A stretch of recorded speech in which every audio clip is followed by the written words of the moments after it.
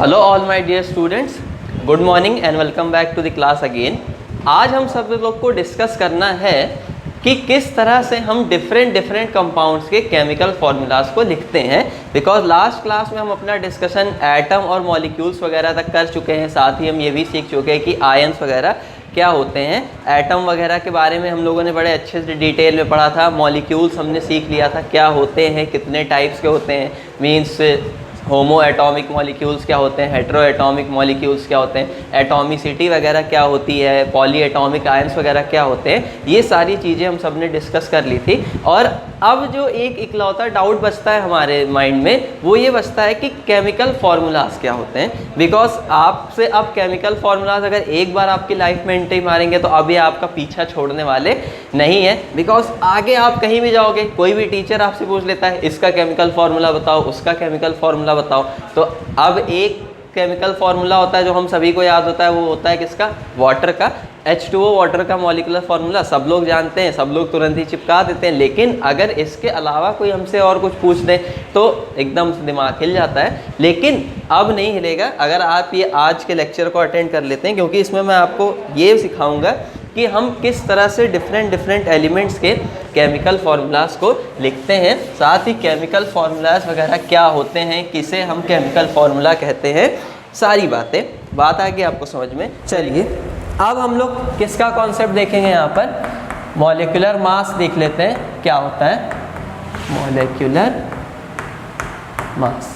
ठीक, अब देखिए ये तो एकदम रिलेट करता है किससे, एटॉमिक मास से ही। बिल्कुल, एटॉमिक मास क्या होता था, किसी भी एलिमेंट के एक एटम का जो मास होता है उसे ही हम लोग क्या बोलते हैं, मॉलिक्यूलर मास बोलते हैं। उसी तरह एटॉमिक मास बोलते हैं। उसी तरह से मॉलिक्यूलर मास क्या होगा कि कोई भी अगर मुझे जनरली कंपाउंड दे दिया, चाहे एलिमेंट दे दिया, क्योंकि मुझे मालूम है कि कुछ एलिमेंट जो होते हैं वो एटम से मिलके बनते हैं, जबकि कुछ एलिमेंट्स मॉलिक्यूल से मिलकर भी बनते हैं। तो कोई भी मुझे कंपाउंड दे दे या कोई एलिमेंट दे दे, इसके अगर मैं किसी भी एक मॉलिक्यूल की बात करूं, इसका मैंने एक मॉलिक्यूल इसमें से क्या कर लिया, निकाल लिया। पिछली बार हम लोग एलिमेंट में से एक एटम निकालते थे, इस बार कंपाउंड या फिर एलिमेंट जो भी है उसमें से हमने एक मॉलिक्यूल निकाल लिया।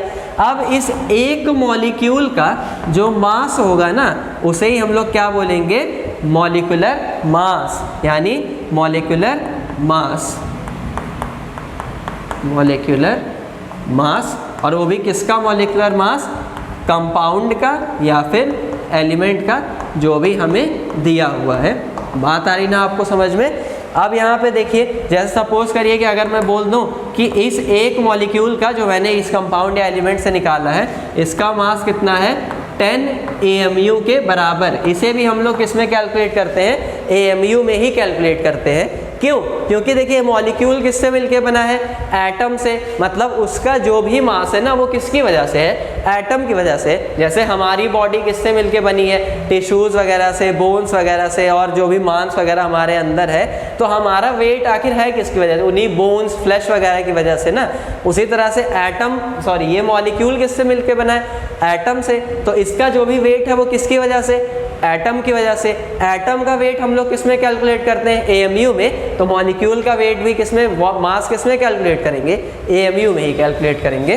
तो अगर मैं बोल दूं इस एक मॉलिक्यूल का मास कितना है, 10 AMU, तो मतलब इस कंपाउंड का या फिर इस एलिमेंट का जो मॉलिक्यूलर मास है वो कितना है, 10 AMU के बराबर है। बात आई समझ में। जैसे अभी पीछे हम X में से एक एटम निकाल रहे थे, इसका मास कितना, 5 AMU हमने माना था। तो एक एटम का मास 5 AMU, मतलब X का एटॉमिक मास कितना है, 5 AMU के बराबर। वैसे ही यहाँ एक मॉलिक्यूल का मास कितना, 10 AMU, यानी कि कंपाउंड या एलिमेंट जो भी है उसका मॉलिक्यूलर मास कितना है, 10 AMU के बराबर है। समझ में आ गई बात आपको। अब यहाँ पर देखिए ये कॉन्सेप्ट तो हम लोग समझ गए अच्छे से कि मॉलिक्यूलर मास क्या होता है। लेकिन यहाँ पर जो मेन इम्पॉर्टेंट है हमारे लिए समझना, वो ये चीज़ है कि आखिर मॉलिक्यूलर मास हम कैलकुलेट कैसे करते हैं, क्योंकि देखिए मॉलिक्यूल तो हम फिक्स है नहीं, एलिमेंट्स तो हमारे सामने फिक्स है ना कि ये एलिमेंट्स है, हम इनका एटॉमिक मास निकाल सकते हैं, लेकिन मॉलिक्यूल्स तो भाई कुछ भी बन सकता है। तो यहाँ पर मैं आपको अब सिखा देता हूँ कि कैसे कैलकुलेट करते हैं मॉलिक्यूलर मास को, यानी हाउ टू कैलकुलेट मॉलिक्यूलर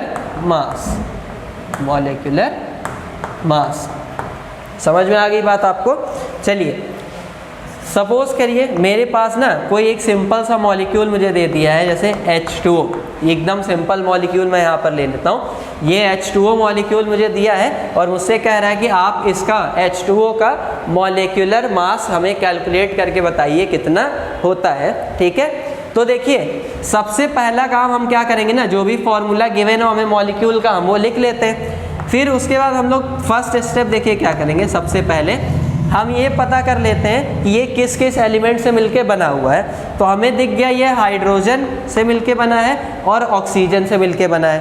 ठीक है, फिर हम लोग देखिए सेकेंड स्टेप में यहाँ पे क्या करेंगे, कितने कितने एटम्स इस मॉलिक्यूल के अंदर उन एलिमेंट्स के प्रेजेंट हैं वो लिख लेते हैं। जैसे यहाँ पर हाइड्रोजन के हमें 2 एटम्स दिख रहे हैं, H2 लिखा है ना, तो हाइड्रोजन के 2 एटम, तो यहाँ पर हमने 2 लगा दिया, और ऑक्सीजन का 1 एटम है तो यहाँ पे हमने कितना लिख लिया, 1 लिख लिया। समझ में आ गई बात? अब सिंपली हम यहाँ से देखिए इसका थर्ड स्टेप में मॉलिक्यूलर फॉर्मूला कैलकुलेट कर लेंगे। कैसे?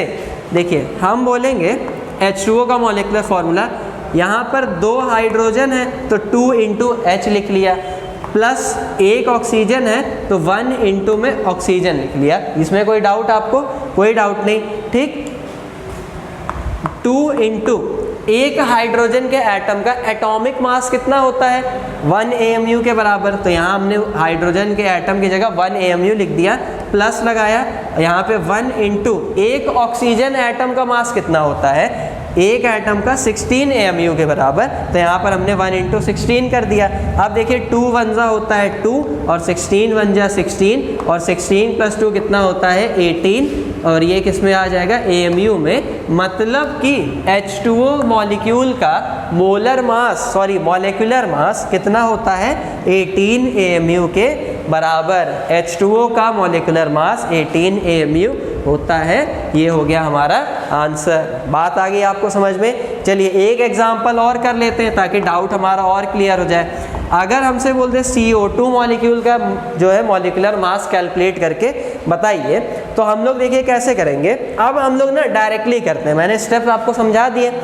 आप क्या बोलेंगे, इसका मान लीजिए M होता है मास, तो M इज इक्वल्स टू, एक कार्बन दिख रहा है ना, तो 1 इंटू कार्बन लिखेंगे, और कार्बन का एटॉमिक मास कितना होता है, एक एटम का 12 होता है, तो हमने यहाँ लिख दिया कितना 12, प्लस में ऑक्सीजन कितना दिख रहा है 2, तो 2 इंटू ऑक्सीजन के एक एटम का एटॉमिक मास कितना होता है 16 AMU, तो एक एटम का हमने लिख लिया 16।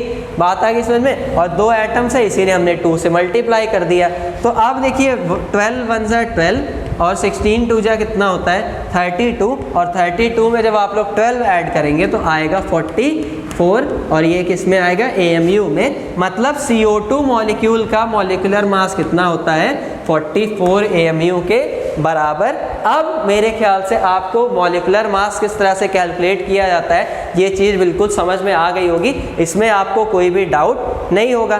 ठीक, कुछ मॉलिक्यूल्स ना मैं आपको प्रैक्टिस के लिए यहाँ पर लिख के दे देता हूँ, आप लोग इनका आंसर नीचे कमेंट में लिख के बता दीजिएगा कितना कितना किसका आंसर आ रहा है। जैसे आप लोग Na2CO3 का कैलकुलेट करके बता दीजिएगा कितना होता है।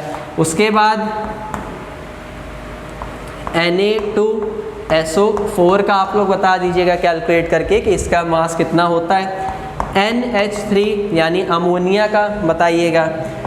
CaCO3 कैल्शियम कार्बोनेट, इसका कितना होता है। और इसके अलावा S8 यानी ऑक्टा सल्फर, इसका एटॉमिक मास। और P4 का भी आप लोग कैलकुलेट करके बता दीजिएगा एटॉमिक मास मॉलिक्यूलर मास कितना होगा। यहाँ पर देखिए sulphur, carbon, calcium, oxygen, nitrogen, hydrogen, इन सोडियम वगैरह इन सब के तो आपको एटॉमिक मासेस मालूम है।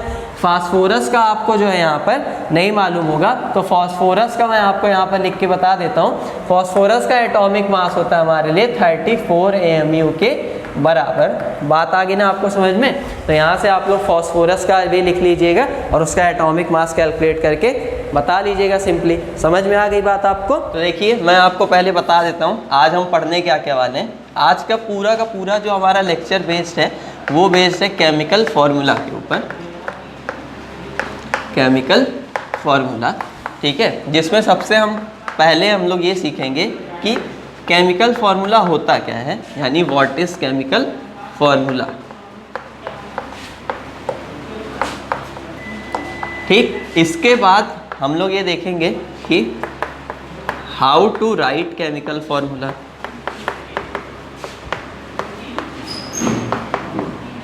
केमिकल फॉर्मूला मतलब इसके अंदर हमें क्या पढ़ना है कि केमिकल फार्मूलाज हम किस किस चीज़ की हेल्प से लिखते हैं, केमिकल फार्मूलाज लिखने के रूल्स क्या क्या होते हैं, और फाइनली जब हम केमिकल फार्मूला लिखना सीख जाएंगे तो हम लोग सॉल्व कर लेंगे कुछ प्रॉब्लम्स इसके ऊपर, जिससे कि आपका पूरा का पूरा डाउट एकदम क्लियर हो जाएगा। समझ में आ गई बात? तो एकदम बहुत ही ज़्यादा इंटरेस्टिंग आज की क्लास होने वाली है। आप सब भी एकदम तैयार हो जाइए, अपने कॉपी पेन लेकर स्टार्ट करते हैं हम लोग आज की क्लास को। चलिए सबसे पहले हम लोग ये जानेंगे कि केमिकल फार्मूला होता क्या है, आखिर हम किसे केमिकल फार्मूला कहते हैं। तो देखिए अगर हम बोले केमिकल फार्मूला क्या है तो हम बोलेंगे कि कोई भी एलिमेंट का या किसी भी कंपाउंड का जो केमिकल फार्मूला होता है वो बेसिकली एलिमेंट्स के सिंबल्स का एक ग्रुप होता है जो किसी भी कंपाउंड के एक मॉलिक्यूल को रिप्रेजेंट करता है। समझ में आई बात? मतलब अगर मैं बोल दूं कि मेरे सामने एक जनरल केमिकल फार्मूला लिखा है जैसे H2O, जो सभी को याद होता है, तो H2O में आप खुद देख सकते हैं कि ये डिफरेंट एलिमेंट्स के सिंबल्स का ग्रुप है। सिंबल्स ऑफ एलिमेंट्स जो हमने पिछली क्लासेस में पढ़े थे, कैसे देखिए H2O के अंदर हाइड्रोजन, ऑक्सीजन दोनों के सिंबल्स इन्वॉल्व है, और साथ ही साथ में ये किसको रिप्रेजेंट करता है, तो ये वाटर के एक मॉलिक्यूल को रिप्रेजेंट कर रहा है। बात आ गई समझ में? तो अगर हम डेफिनेशन देना चाहे केमिकल फार्मूला की तो हम कैसे देते हैं कि a group of symbols of elements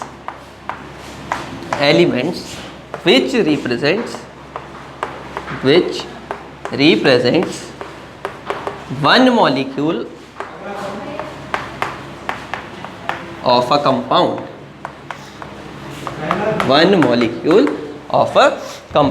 बात आई समझ में? किसी भी एलिमेंट के किसी भी कंपाउंड के एक मॉलिक्यूल को रिप्रेजेंट करता है हमेशा केमिकल फार्मूला। ये इसका जनरल रिप्रेजेंटेशन है, आप सभी ध्यान में रखिएगा।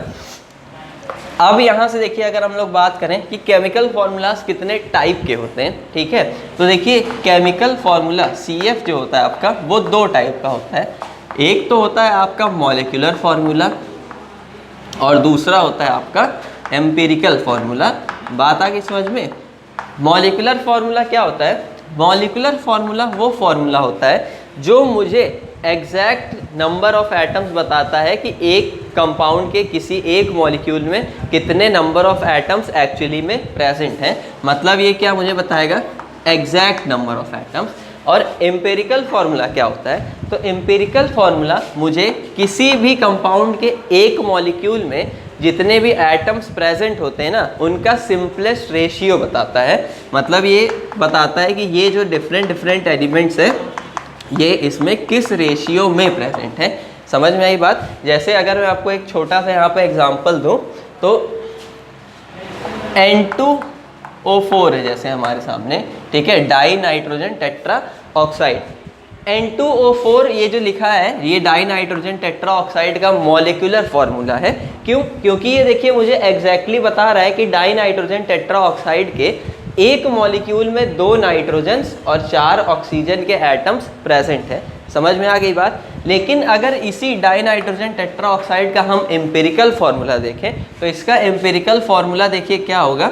इसमें से आपको 2 और 4 में से कुछ कॉमन दिख रहा है 2, तो उसे अगर आप हटा दें तो बचेगा NO2। बात आई समझ में। तो इस डाइनाइट्रोजन टेट्राऑक्साइड का एम्पिरिकल फार्मूला हो जाएगा हमारे सामने NO2।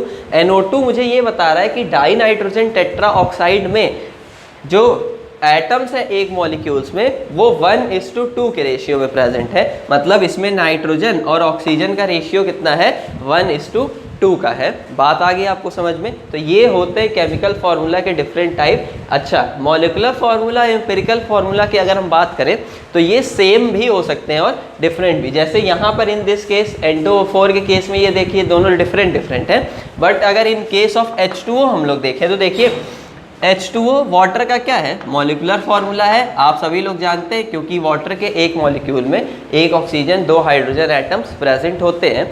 लेकिन यही H2O वाटर के लिए एम्पिरिकल फार्मूला भी है, बिकॉज देखिए ये ऑलरेडी सिंपलेस्ट रेशियो में ही लिखा हुआ है 2:1 के, और इसमें से अब आप और कुछ भी कॉमन नहीं ले सकते। तो यहाँ देखिए MF और EF दोनों सेम है, और यहाँ पर देखिए इस केस में मॉलिक्यूलर फार्मूला एम्पिरिकल फार्मूला दोनों डिफरेंट है। इसीलिए मैंने आपको बोला कि ये सेम भी हो सकते हैं और डिफरेंट भी। समझ में आ गई बात। तो इन सारी चीज़ों को आप ध्यान में रखिएगा।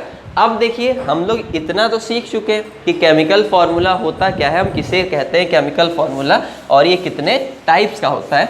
अब हमें ये सीखना है कि हम डिफरेंट एलिमेंट्स के लिए किस तरह से केमिकल फार्मूलाज को लिखते हैं। बात आई समझ में। मीन्स हमारा नेक्स्ट टॉपिक जो है how to write chemical formula, how to write chemical formula.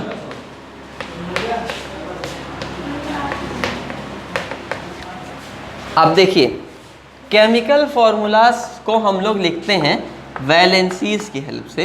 बात आई समझ में। किसकी हेल्प से? वैलेंसी की हेल्प से। तो अब बात आती है कि भाई वैलेंसी क्या होती है। तो वैलेंसी के बारे में देखिए हमें एक जो डिटेल्ड डिस्कशन करना है कि वैलेंसी किस तरह से हम डिसाइड करते हैं, ये हम नेक्स्ट चैप्टर में अपने करेंगे। स्ट्रक्चर ऑफ एटम चैप्टर जब हम पढ़ेंगे, चैप्टर नंबर 4 हमारा। लेकिन यहाँ पर ना हमें बस ज़रूरत है समझने की कि आखिर में वैलेंसी होती क्या है। इसके डिसाइडिंग फैक्टर वगैरह को हम नेक्स्ट चैप्टर में ही समझेंगे। तो देखिए वैलेंसी को बेसिकली हम कह सकते हैं कंबाइनिंग पावर। कंबाइनिंग पावर से मतलब ये है कि कोई भी एलिमेंट का जो एटम है, किसी भी एलिमेंट का एटम कितने एटम्स के साथ में कंबाइंड होने की टेंडेंसी रखता है, इसी चीज़ को हम लोग क्या कहते हैं, उस पर्टिकुलर एलिमेंट की वैलेंसी कहते हैं। मीन्स मैं बोलूँ कि अगर कोई एलिमेंट है मेरे पास X, और X का जो एटम है मान लीजिए ये, वो 2 लोगों के साथ में कंबाइंड होने की टेंडेंसी रखता है, 2 और एटम्स के साथ में। मैं बोलूँगा इस एटम ने कितने लोगों के साथ कॉम्बिनेशन किया अपना, 2 लोगों के साथ। तो इस X की वैलेंसी कितनी होगी, 2 होगी। ठीक है, जिसे हम बेसिकली बॉन्ड बनाना भी कहते हैं। जैसे आपने देखा होगा कॉमनली CH4 मीथेन वगैरह। तो इसमें देखिए एक कार्बन है जो कि 4 हाइड्रोजन एटम्स के साथ में यहाँ पर जुड़ा हुआ है। तो हम बोलेंगे कार्बन की वैलेंसी कितनी है यहाँ पर, 4 के बराबर है। समझ में आ गई बात आपको। अब देखिए यहाँ से ये बड़ा एकदम सिंपल सा टॉप फंडा होता है वैलेंसी को समझने का। वैलेंसी मतलब बस आप सिंपली इतना समझ सकते हैं ना कि कौन कितने बॉन्ड्स बना सकता है, मतलब कौन कितने लोगों के साथ में कंबाइंड हो सकता है। समझ में आ रही बात आपको, एकदम सिंपल सा। जैसे फॉर एग्जांपल देखिए अगर मैं बोलूँ कि एक ऑक्टोपस है, तो ऑक्टोपस के कितने हैंड्स होते हैं, 8 हैंड्स होते हैं। और हम ह्यूमंस हैं तो हमारे कितने हैंड्स हैं, 2 हैंड्स हैं। तो अगर बोला जाए कि एक ऑक्टोपस को ह्यूमंस के हैंड्स को कॉट करना है, कैप्चर करना है, और इस तरीके से कि ह्यूमंस के भी सारे हैंड्स कैप्चर हो जाए और ऑक्टोपस के भी सारे हैंड्स कैप्चर हो जाए। तो अब देखिए अगर हम बोलें ये हमारे लिए क्या ऑक्टोपस, तो देखिए इसके 8 हैंड्स, 1 2 3 4 5 6 7 और 8, ये हमारा ऑक्टोपस है। और ह्यूमंस की अगर हम बात कर लें तो ह्यूमंस के पास सिर्फ कितने हैंड्स हैं, ऐसे 2 हैंड्स। और एक ऑक्टोपस को मैं बोल रहा हूँ ह्यूमंस के साथ में कुछ इस तरह से कंबाइंड होना है कि वो ह्यूमंस के भी सारे हाथों को पकड़ ले और ऑक्टोपस के भी सारे हाथ उसमें कैप्चर हो जाए। तो देखिए ऑक्टोपस कितने ह्यूमंस को पकड़ सकता है, ये इन 2 हाथों से तो वो इन एक ह्यूमन को पकड़ लेगा, रिमेनिंग इन 2 हाथों से एक किसी अदर ह्यूमन को फिर इस वाले 2 से किसी अदर को, और 2 से इसमें। तो ओवरऑल अगर हम बोलें तो एक ऑक्टोपस टोटल 4 ह्यूमंस के साथ में कंबाइंड हो सकता है। बात आ रही ना समझ में? तो यहाँ पर देखिए हम बोलेंगे कि ऑक्टोपस की जो वैलेंसी है वो कितनी है। यहाँ पर एक ऑक्टोपस 4 ह्यूमंस के साथ में कंबाइंड हो गया, मतलब एक ऑक्टोपस की वैलेंसी तो कितनी है, 4 है। लेकिन अगर हम ह्यूमंस की वैलेंसी की यहाँ पे बात करें तो देखिए ह्यूमंस की वैलेंसी हमारे सामने यहाँ पर कितनी है, 1 है। बिकॉज एक ह्यूमन केवल और केवल एक ही ऑक्टोपस के साथ में कंबाइंड हो सकता है। देखिए यहाँ पे 4 ह्यूमंस हैं तो वो चारों अलग अलग साइड से कंबाइंड हुए हैं। समझ में आ रही है ना बात? तो इस वजह से हम बोल रहे हैं वैलेंसी को कंबाइनिंग पावर, यही होती है कंबाइनिंग कैपेसिटी, जिसे हम किस नाम से जानते हैं, वैलेंसी के नाम से। ठीक है, अब देखिए इसी कंबाइनिंग कैपेसिटी को देखते हुए अगर हम लोग यहाँ पे फॉर्मूला लिखना चाहें, फॉर्मूला लिखें कि बताइए इस ऑक्टोपस ह्यूमन कॉम्बिनेशन का केमिकल फॉर्मूला क्या होगा, तो हम देखिए बोलेंगे एक ऑक्टोपस पकड़ता है 4 लोगों को, मतलब O पे हम ऐसे लिख देते हैं 4, और एक ह्यूमन जो है वो कितने ऑक्टोपस को कैप्चर कर सकता है, 1 ऑक्टोपस को। समझ में आई बात? तो यहाँ पे देखिए दोनों की वैलेंसीज आपस में क्या हो जाती है, इंटरचेंज हो जाती हैं। तो OH4 मतलब 1 इसके लिए आ गया, और ये जो 4 है वो हाइड्रोजन के पास चला जाएगा। तो OH4 ये इस ऑक्टोपस ह्यूमन कॉम्बिनेशन का केमिकल फॉर्मूला हो गया। और देखिए इससे आप क्या समझते हैं कि इस ऑक्टोपस जो है उसने 4 ह्यूमंस को यहाँ पे कैप्चर किया है। तो इसी वजह से देखिए फॉर्मूला हमारे सामने क्या बन के आ रहा है, OH4। देखिए इस पूरे कॉम्बिनेशन के लिए फॉर्मूला आपका OH4 बन जाएगा। क्यों? क्योंकि इस एक ऑक्टोपस ने इन 4 ह्यूमंस को कैप्चर किया है, दैट्स वाई OH4। ठीक, अब ये ऑक्टोपस ह्यूमन का हमने एग्जांपल लिया। इसी तरीके से ना हम डिफरेंट इसी चीज़ को अप्लाई कर सकते हैं केमिकल कॉम्बिनेशन के ऊपर भी, कि कितने डिफरेंट टाइप्स ऑफ एटम्स कितने एटम्स के साथ में कंबाइंड हो सकते हैं। उसको देखते हुए भी हम लोग केमिकल फॉर्मूला लिख सकते हैं। मतलब आपने ये देखा कि केमिकल फॉर्मूला अगर मुझे लिखना है तो मुझे मेन चीज़ जो है वो क्या पता होनी चाहिए, वैलेंसी यानी कंबाइनिंग पावर, यानी कि कौन कितने एटम्स के साथ में कंबाइंड हो सकता है, ये चीज़ मुझे पता होनी चाहिए। समझ में आ रही बात? तो अब सबसे पहले मैं आपको यही बताऊंगा कि डिफरेंट कुछ कॉमन एलिमेंट्स की मैं आपको वैलेंसी बता देता हूँ, कुछ कॉमन आयंस वगैरह की, जिससे इस पोर्शन का आपका डाउट क्लियर हो जाए। बिकॉज इसके बिना हम आगे प्रोसीड नहीं कर पाएंगे। तो चलिए अगर अब मैं कुछ आपको वैलेंसीज जनरल बता दूं तो देखिए Na प्लस आयन की अगर हम लोग देखिए बात करें तो आयन की वैलेंसी जो उसके ऊपर चार्ज होता है उसके ही बराबर होती है। तो यहाँ सोडियम पे ऊपर चार्ज है +1, तो इसकी वैलेंसी भी कितनी हो जाएगी, 1 हो जाएगी। इसी तरह से अगर हम लोग बात करें Ca+2 की तो देखिए इसकी वैलेंसी कितनी हो जाएगी, 2। इसी तरीके से Mg पे भी कितना होता है, +2, तो इसकी वैलेंसी भी हो जाएगी 2। आगे आप देखते हैं K+, तो K+ की वैलेंसी कितनी हो जाएगी, 1। अच्छा, और अगर हम देखें तो O-2 इसकी वैलेंसी कितनी होगी, 2 के बराबर। सिमिलरली S पे भी -2, तो इसकी वैलेंसी कितनी हो गई, 2। ये ऑक्साइड आयन, ये है आपका सल्फाइड आयन NH4+, इसकी वैलेंसी भी कितनी है, 1। ये अमोनियम आयन है जो आपको केमिकल फॉर्मूला लिखते समय दिखाई पड़ेगा आगे। अब इसी तरीके से अगर हम बात करें तो Cu+2, ठीक है, कॉपर 2 ऑक्साइड की हम लोग यहाँ पे बात कर रहे हैं, तो इसकी वैलेंसी यहाँ पे आपको कितनी दिखेगी, 2। देखिए कॉपर की अगर हम बात करें ना तो ये वेरिएबल वैलेंसी शो करता है, मीन्स ये +2 भी दिखा रहा है, सिमिलरली +1 भी ये शो कर सकता है। तो कॉपर को हम जब भी लिखते हैं, मतलब इस टाइप के एलिमेंट्स को जो वेरिएबल वैलेंसी शो करते हैं, उन्हें हम उनके ब्रैकेट के आगे जो ऑक्सीडेशन नंबर यानी जो चार्ज होता है ना उसको रोमन नंबर्स में लिख के आगे दिखा देते हैं। जैसे यहाँ कॉपर के ऊपर कितना चार्ज है, +2, हम जान रहे हैं इस समय कॉपर +2 शो कर रहा है, तो हमने रोमन में 2 यहाँ पर लिख के इंडिकेट कर दिया है। इसी तरीके से जब Cu+1 शो करेगा तो हम ब्रैकेट में आगे ऐसे 1 लिख के इंडिकेट कर देंगे, और यहाँ पे वैलेंसी कितनी हो जाएगी, 1। ठीक है, जिंक की आप याद रखेंगे वैलेंसी कितनी होती है, ऑलवेज लगभग +2 के ही बराबर, तो ये कितनी हो जाएगी, +2। इसके बाद आयरन की अगर हम बात करें तो देखिए Fe भी +2 भी शो करता है, +3 भी, तो जब 2 शो कर रहा है तो हम यहाँ पे रोमन में 2 लिख के दिखाएंगे, और वैलेंसी कितनी हो गई, 2 के बराबर, यहाँ भी 2 होगा। और Fe +3 भी शो करता है, तो इस समय इसकी वैलेंसी कितनी हो गई, 3 के बराबर, तो इस समय हम क्या दिखाएंगे, रोमन में 3 लिख के वैलेंसी 3 हो गई। एल्यूमिनियम की अगर हम बात करें तो एल्यूमिनियम +3 शो करता है और वैलेंसी कितनी हो गई इसकी 3। इसी तरह से F माइनस की वैलेंसी कितनी हो गई 1, Br माइनस की वैलेंसी भी कितनी हो गई 1। इसके अलावा OH माइनस इसकी वैलेंसी कितनी होगी 1 के बराबर, और H प्लस इसकी भी वैलेंसी कितनी है 1 के बराबर। बात आई ना आपको समझ में। तो ये कुछ कॉमन एलिमेंट्स, कॉमन जो एलिमेंट्स के एटम्स हैं, आयंस वगैरह हैं, उनकी मैंने यहाँ पे आपको वैलेंसीज लिख के बता दी है। आपको क्या करना है, आपको करना ये कि ये वैलेंसीज की वैल्यूज़, किसकी वैलेंसी कितनी है, ये आपको एकदम याद होनी चाहिए। और याद रखना कोई मुश्किल काम भी नहीं है। देखिए अगर आपको स्पीशीज़ मालूम है तो आप बड़े आराम से याद रख सकते हैं। ये K का 1 है यहाँ पे, थोड़ा आप ध्यान से लिखिएगा, ये ऐसे O-2 का 2, S-2 का 2। तो देख रहे हैं आप खुद ही, स्पीशीज़ के ऊपर जितना चार्ज है वही उनकी वैलेंसीज़ के बराबर है। हाँ, इसके अलावा आप याद रखिएगा कार्बन की वैलेंसी, तो कार्बन की वैलेंसी कितनी होती है 4 होती है। समझ में आ गई बात। अब ये कॉमन वैलेंसी चार्ट हमने यहाँ पे देख लिया, तो इसको देखते हुए अब हम आगे प्रोसीड कर सकते हैं और हम लिख सकते हैं केमिकल फार्मूला के डिफरेंट एलिमेंट्स के लिए डिफरेंट टाइप से केमिकल फार्मूलेज हम कैसे लिखें। लेकिन उसके लिए सबसे पहले हमें रूल जानना होगा कि आखिर केमिकल फार्मूलाज लिखने के रूल्स क्या क्या होते हैं, किस तरीके से हम केमिकल फार्मूलाज को डिसाइड करेंगे, ये सारी चीज़ें। तो जनरल रूल्स मैं यहाँ पे पहले आपको बता देता हूँ। कुछ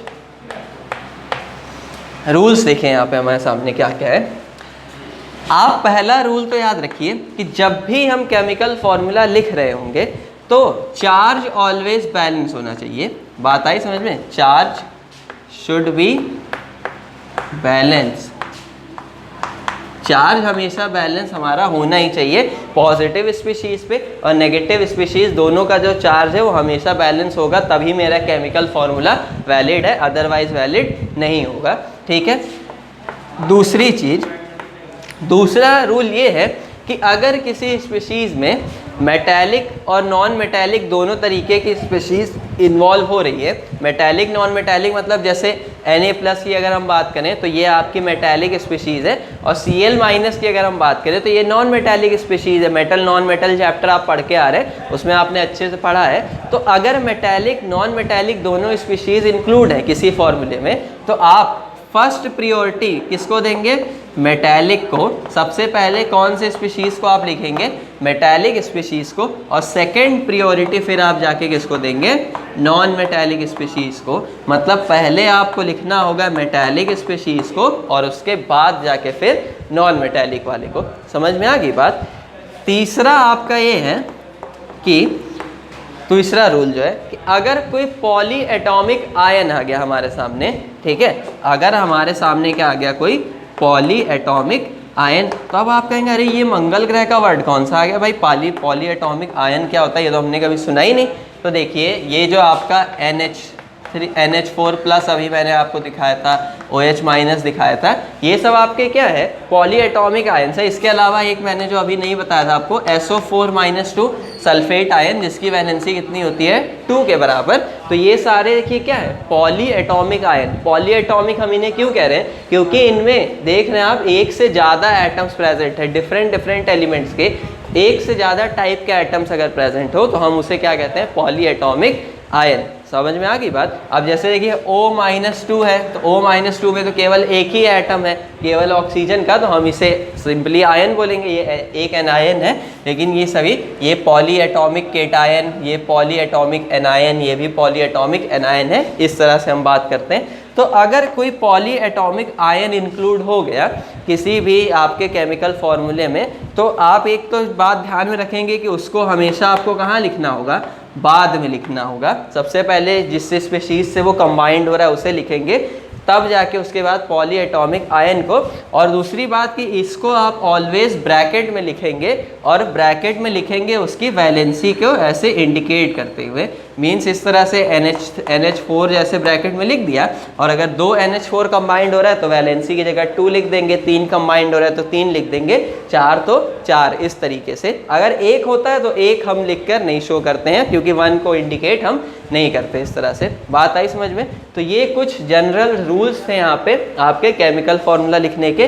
फिर से रिवाइज करा दे रहा हूँ, चार्ज हमेशा बैलेंस होना चाहिए। अगर मेटालिक नॉन मेटालिक दोनों स्पीशीज़ आ रही हैं तो पहले मेटालिक स्पीशीज़ को लिखेंगे, फिर नॉन मेटालिक स्पीशीज़ को।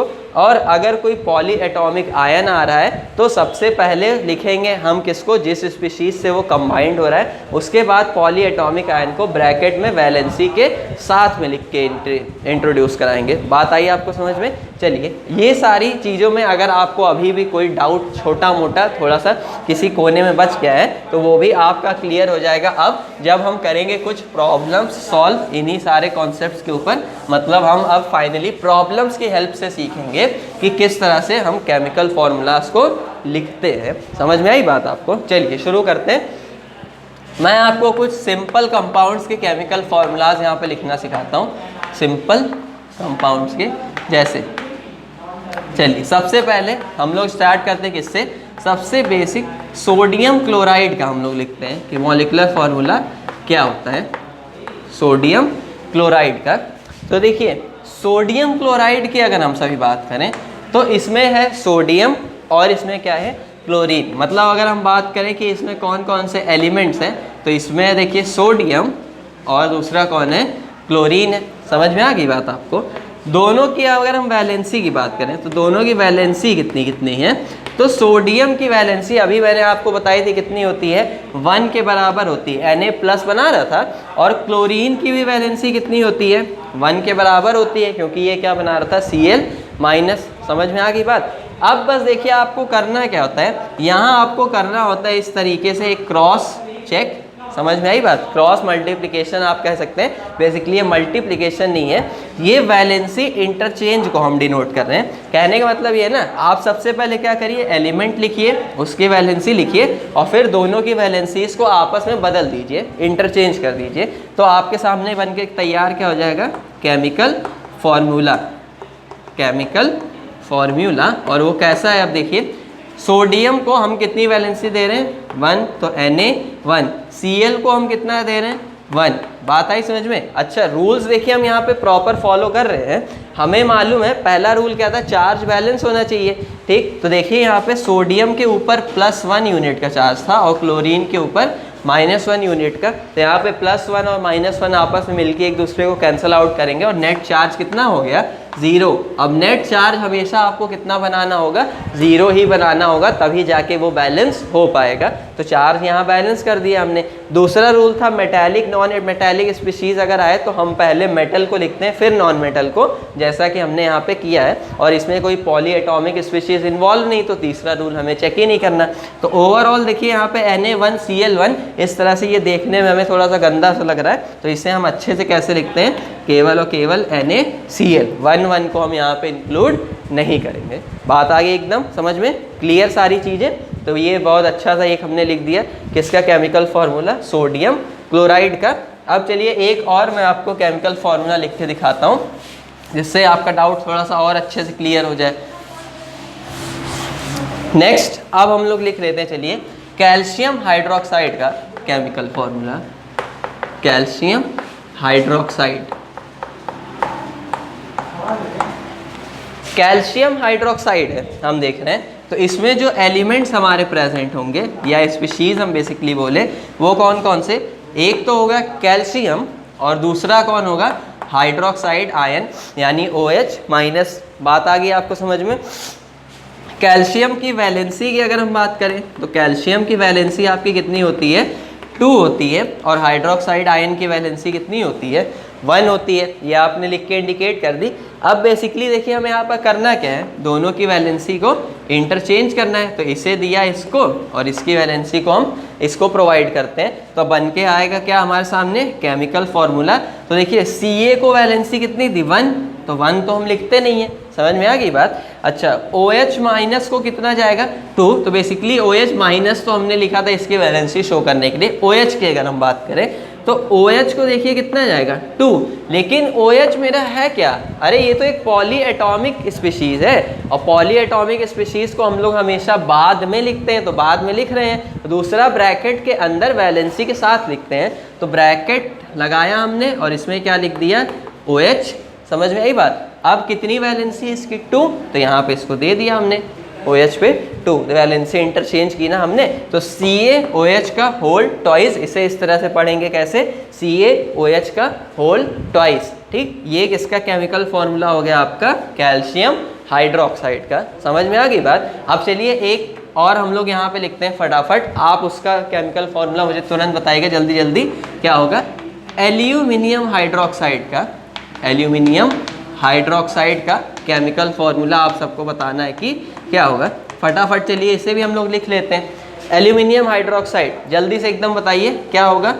एलिमेंट्स इसमें कौन कौन से, सबसे पहले ये देख लीजिए डायरेक्ट, तो इसमें है एल्यूमिनियम और इसमें कौन है हाइड्रोक्साइड यानी OH। वैलेंसी की बात करें तो एल्यूमिनियम की वैलेंसी होती है 3 और OH की कितनी होती है 1। हमें करना क्या है, इसकी वैलेंसी इसको देना है, इसकी वैलेंसी इसको देना है, तो फॉर्मूला जो आपको बना वो क्या हो गया, एल्यूमिनियम पे 1, यानी हम 1 को तो लिख के दिखाएंगे नहीं, और इस स्पीशीज को ब्रैकेट में लिखेंगे वो भी वैलेंसी के साथ में, तो AlOH का होल थ्राइस, ये हो गया आपका किसका फॉर्मूला, एल्यूमिनियम हाइड्रोक्साइड का। बात आ गई आपको समझ में, बिल्कुल इसमें आपको कोई भी डाउट होने वाला नहीं है। चलिए अब हम लोग अगर बात करें कि हम लोग लिख लेते हैं किसका, हाइड्रोजन सल्फाइड का केमिकल फॉर्मूला, हाइड्रोजन सल्फाइड का। तो हाइड्रोजन सल्फाइड का केमिकल फॉर्मूला कैसे लिखेंगे, अब मैं डायरेक्ट देखिए लिख के दिखाता हूँ। हाइड्रोजन सल्फाइड में होगा हाइड्रोजन और कौन होगा, सल्फर, यानी सल्फाइड होगा। समझ में आ गई बात आपको। मुझे पता है हाइड्रोजन की वैलेंसी होती है 1 और सल्फाइड आयन की वैलेंसी कितनी होती है 2 होती है, बिकॉज S-2 को हम सल्फाइड आयन कहते हैं। समझ में आई बात। यहाँ से देखिए इसकी वैलेंसी इसको देते हैं, इसकी वैलेंसी इस वाले को, तो H2S, ये किसका हो गया केमिकल फॉर्मूला, हाइड्रोजन सल्फाइड का। समझ में आई बात। इसी तरीके से अब आप डिफरेंट एलिमेंट्स वगैरह के लिए बड़े आराम से केमिकल फॉर्मूलाज को लिख सकते हैं। पूरा का पूरा मेथड यहाँ पे मैंने आपके सामने क्लियर कर दिया, बहुत आराम से आप लिख लेंगे। आप अगर चाहें तो कुछ के केमिकल फॉर्मूलाज वगैरह आसानी से ट्राई भी कर सकते हैं, जैसे कि आप अपनी तरफ से मैग्नीशियम हाइड्रोक्साइड का केमिकल फॉर्मूला लिखिएगा, मैग्नीशियम हाइड्रोक्साइड, इसे आप लिख के ट्राई कर लीजिएगा। इसके अलावा आप लिख सकते हैं कार्बन टेट्राक्लोराइड का, कार्बन टेट्राक्लोराइड। बात आई समझ में। तो ये कुछ केमिकल फार्मूलाज मैं आपको एज अ होमवर्क समझ लीजिए प्रोवाइड कर रहा हूँ, जिन्हें आप लिख कर खुद ट्राई कर लीजिएगा। और आज के अपने लेक्चर को हम लोग करते हैं यहीं पे स्टॉप। नेक्स्ट जो हमारा लेक्चर होगा वो लेक्चर आज के लेक्चर से भी ज़्यादा इंपॉर्टेंट होने वाला है, बिकॉज उसमें हम डिस्कस करेंगे मोल कॉन्सेप्ट को, जो कि आपके केवल 9th ही नहीं बल्कि 10th, 11th, 12th और जब तक आप आगे पढ़ेंगे तब तक की क्लासेस के लिए एक बहुत ही इंपॉर्टेंट टॉपिक है। तो उस क्लास को प्लीज़ आप स्किप मत करिएगा और जितना आज की क्लास में हमने पढ़ा है इसको अच्छे से रिवाइज कर लीजिएगा। अगर स्टिल कोई डाउट आपको बचता है तो उसे आप कमेंट सेक्शन में डिस्कस कर सकते हैं। टिल देन मिलेंगे हम लोग अपनी अगली क्लासेस में। बाय।